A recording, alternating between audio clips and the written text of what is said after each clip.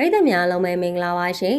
မြန်မာနိုင်ငံမှာအသက်82နှစ်အရွယ်အထိအာရုံတွေပြေဝပြီးခန္ဓာကိုယ်ကြံ့ခိုင်တန်မာနေတဲ့ဆွမ်းအားရှင်တအုပ်ရှိပါတယ်။သူကတော့မြန်မာနိုင်ငံသားစလုံးလူမျိုးလူတန်းကြီးဦးငိမ့်ချမ်းအောင်ပဲဖြစ်ပါတယ်။စလုံးလူတန်းကြီးဦးငိမ့်ချမ်းအောင်ဟာမင်းကုန်းခေါင်းလုံးလိုတမိုင်းဝင်အမွေရဲ့နှစ်ကိုလက်သီးနဲ့ထိုးလိုက်တာတော့ချိုက်ဝင်သွားတဲ့အထိဆွမ်းအားတွေကြီးမားတာကြောင့်ကမ္ဘာစံချိန်တင်နိုင်လောက်တဲ့ပြာကွက်တွေနဲ့အတူ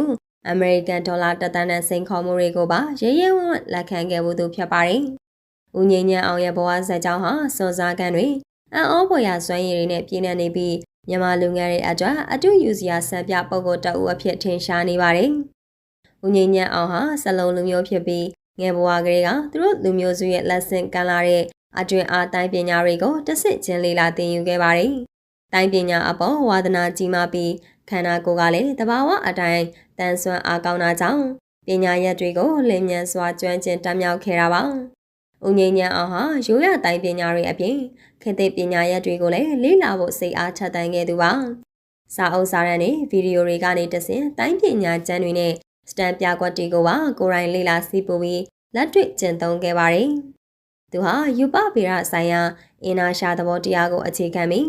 အင်ဂျင်နီယာနဲ့ဆက်နွယ်နေတဲ့ကမ္ဘာပထမဆုံးတိုင်းပညာကိုပါကိုယ်တိုင်တီထွင်ခဲ့သူပါဒီလိုမျိုးမတူညီတဲ့ပညာရဲ့နှစ်ခုကိုပေါင်းစပ်နိုင်တဲ့စွမ်းရည်ဟာသူ့ရဲ့ထက်မြက်မှုကိုပြသနေပါတယ်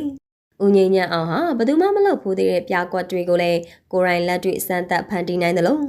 လာရောက်ပညာသင်ကြားတဲ့လူငယ်တွေကိုလည်းစတန်ပြကွက်တွေကိုလက်တွေ့ကြကြသင်ကြားပေးနိုင်သူပါဦးငိမ့်ချမ်းအောင်ရဲ့စွမ်းရည်တွေကိုနိုင်ငံတကာကပါသိရှိခဲ့ရတယ်ထင်ရှားတဲ့ဖြစ်ရပ်တွေလည်းရှိပါတယ်တစ်ချိန်ကကမ္ဘာကျော်မင်းသားကြီးဂျက်ကီချန်မြန်မာနိုင်ငံကိုလာရောက်လေပတ်စင်မှာတမိုင်းဝင်မင်းကုန်းခေါင်းလောင်းကြီးကိုလက်သီးနဲ့ထိုးပြခဲ့ပါတယ်။ကြေးပိသားချိန်များစွာနဲ့မြန်မာနိုင်ငံမှာအကြီးဆုံးမင်းကုန်းခေါင်းလောင်းကြီးကိုထိခိုက်အောင်လုပ်နိုင်ဖို့ဟာပုံမှန်အားဖြင့်ဘယ်သူမှအလွယ်တကူလုပ်နိုင်တဲ့အရာမဟုတ်ပါဘူး။ဒါပေမဲ့မင်းကုန်းခေါင်းလောင်းဟာ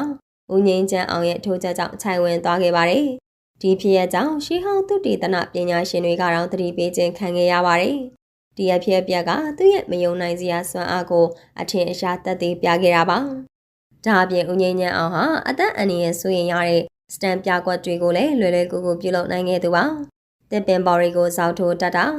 ကုန်တင်ကားကြီးတွေကိုဆွဲတာ၊လေပင်နဲ့အုတ်ခဲတွေကိုထူခွဲပြတာစားတဲ့ပြကွက်တွေဟာကြီးစုသူတွေအတွက်ရင်တထိတ်ထိတ်ဖြစ်စေခဲ့ပါတယ်။ဒါအပြင်အမေရိကန်ဒေါ်လာ1 သန်းတန်စိန်ခေါ်မှုတွေအဖြစ်ရဟန်းရင်ကိုလေပင်နဲ့ဆွဲပြတာလေရင်ကိုလက်တစ်ဖက်ထဲနဲ့ဆွဲပြတာစားတဲ့စွန်စားခန်းတွေကိုပါပြုလုပ်နိုင်ခဲ့ပါတယ်။ဒီလိုစွမ်းရည်တွေကြောင့်သူ့ကိုမြန်မာပြည်ရဲ့စူပါဟီးရိုးတအုပ်လို့တင်စားလို့ရပါတယ်။အခုတော့အသက်82နှစ်အရွယ်အထိအာအင်တွေပြေဝနေတဲ့ဦးငိမ့်ချမ်းအောင်ဟာအပြင်းမရုပ်ရည်အရာဆိုရင်အသက်50ဝန်းကျင်လောက်ပဲရှိမယ်လို့ထင်ရပါတယ်။သူရဲ့အသက်ရှည်ကျန်းမာနှုတ်ပြနေရခြင်းရဲ့နောက်ွယ်မှာတော့လေးစားစရာကောင်းတဲ့ဘဝနေထိုင်မှုပုံစံရှိပါတယ်။သူဟာဘဝတစ်လျှောက်လုံးအယက်သေးစားနဲ့မူရဲ့စေဝါတွေကိုလုံးဝရှောင်ကျဉ်ခဲ့သူပါ။ဘာသာတရားကိုလည်းအလွန်တရာကိုင်းဆိုင်ပြီး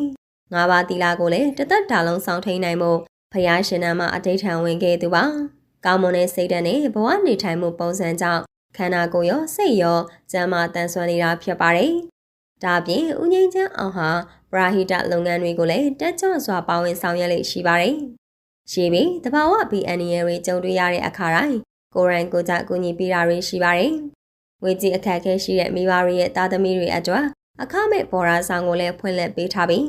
ပညာရေးကိုပါအားပေးကူညီနေသူဖြစ်ပါတယ်။စွမ်းရည်ပြေဝပြီးစိတ်ထားလေးနူးညံ့သိမ်မွေ့တဲ့ဦးငိမ့်ချမ်းအောင်ဟာ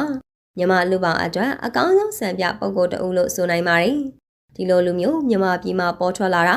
ဂုဏ်ယူစရာတစ်ခုပဲဖြစ်ပါတယ်။ဒီလိုလူတန်းကြီးဦးငိမ့်ချမ်းအောင်အကြောင်းကိုပရိသတ်တွေကရောဘယ်လိုမြင်ကြသလဲဆိုတာ comment မှာပြောသွားခဲ့ကြပါအောင်ရှင်။